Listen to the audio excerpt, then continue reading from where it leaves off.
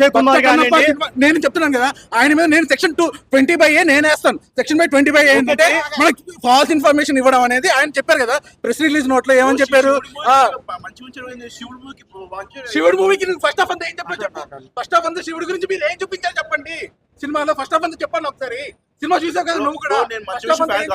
Vishnu fan గురించి కాదు, నేను కూడా విష్ణు ఫ్యాన్ గారు కాదు, ఆంటీ ఫ్యాన్ కాదు, నేను ప్రభాస్ గారి ఫ్యాన్ గానే వచ్చాను. భక్త కన్నప్ప సినిమా నేను నిన్న చూసి వచ్చాను మళ్ళీ. ఎందుకంటే నాకు ఆబ్వియస్లీ నేను కంపేర్ చేసుకున్నాను. అన్న నువ్వు ఇంకొక సినిమా ప్రభాస్ గారు కాదని చెప్పి వాళ్ళ నాన్నగారు వాళ్ళ పెద్దనాన్న గారు నీకు ఇచ్చారు రైట్స్ అన్నప్పుడు అది నీ హక్కు, నీ డ్రీమ్ ప్రాజెక్ట్ అన్నప్పుడు నువ్వు నీ హక్కు అది. అలాంటిది నువ్వు ఇష్టం వచ్చినట్టు నువ్వు ఫస్ట్ హాఫ్ అంతా సినిమా అంతా మార్చుకొని అలా చేసుకుంటే తప్పు.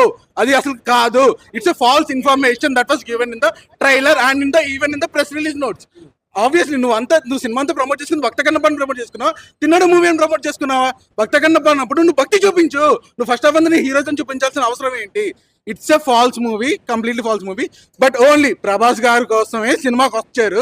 ప్రభాస్ గారికి ఒక 20 minutes చూసాం, అది చాలు మాకు అంతే. అంతకు మించి it's not a movie to watch in theatres. Only Prabhas గారికి చూడాలా. సెకండ్ హాఫ్ రండి, టికెట్స్ తీసుకొని సెకండ్ హాఫ్ చూసి వెళ్ళిపోండి అంతే.